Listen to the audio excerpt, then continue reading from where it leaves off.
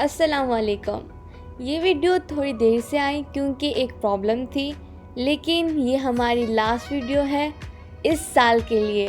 لیکن اگلے سال آپ کو بہت اچھی ویڈیوز ملیں گی، تو چینل کو جلدی سے سبسکرائب کریں اور ویڈیو کو ضرور دیکھیے. تو اس سال کو اللہ حافظ کہنے کے لیے ہم آئے ہیں ڈنر کے لیے، اور اس ڈنر میں آپ کو ویسٹرن اور دیسی کھانا ساتھ میں ملیں گے.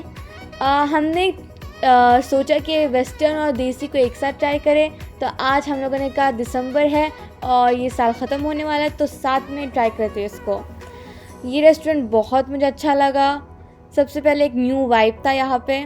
آپ باہر جب دیکھیں گے آپ کو پورا مال دکھے گا باہر سے، اور اندر آپ کھانے کو انجوائے کریں.